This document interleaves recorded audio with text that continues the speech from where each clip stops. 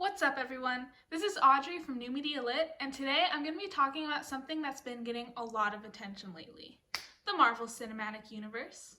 The rest of this video may include spoilers from MCU films and TV shows. I also want to stress that everything I say in this video is my own opinion. I'm not trying to state anything as fact. The release of WandaVision on Disney Plus earlier this year has caused Marvel's prominence in pop culture to spike for the first time since the build-up to Avengers Endgame in 2019. The new show is unlike anything Marvel has ever done before. We're almost to the final episode of the first season, and there have barely been any large-scale action sequences. Instead, WandaVision focuses more on giving us subtle clues to a larger mystery that will hopefully be solved by the end of the season. The intriguing use of color, costumes from certain time periods, and more have caused me to revisit a debate that occurred a few years ago addressing the question, can Marvel movies be considered real cinema? In 2019, Martin Scorsese, a respected film director, commented on Marvel's theme park and cookie-cutter characteristics as opposed to having revelation, mystery, or genuine emotional danger.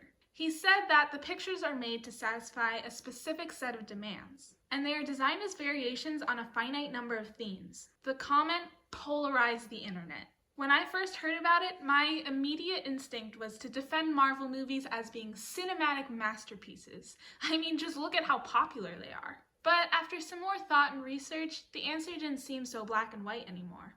Okay, yes, most Marvel movies are a spin on a somewhat generic superhero formula. There's a character with a past, then he or she gains superpowers, or perhaps learns to harness an already existing talent or skill.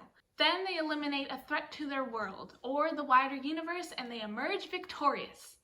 Well, you know, except for Infinity War. But as I recall, using the same formula over and over again because it works isn't a cinematic crime. Western films were extremely popular from the 1930s through the 50s. Most films in this genre showed a crime, pursuit of the criminal, and then revenge by duel. And don't forget the tumbleweeds.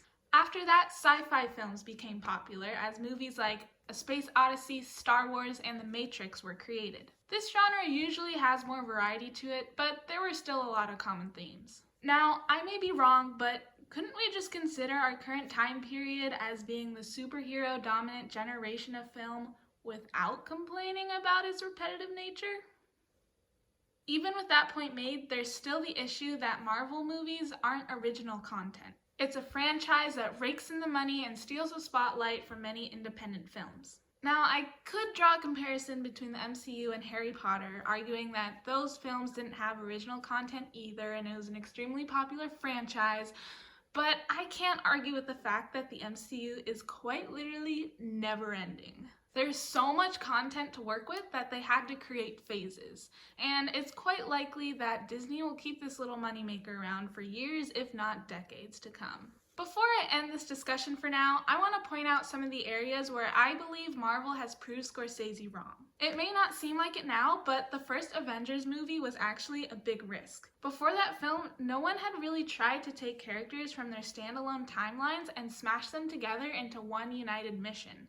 And now these ensemble movies are some of the biggest hits out there. The MCU has also shown its potential to leave a cultural footprint, with films like Black Panther, which challenged a whitewashed Hollywood, and Thor Ragnarok, which introduced an all-female group of warriors. Then there's WandaVision, the show that prompted all this thinking for me. That show is definitely not a cookie-cutter Marvel project. I mean, there actually seems to be depth and mystery to Wanda's fictitious world.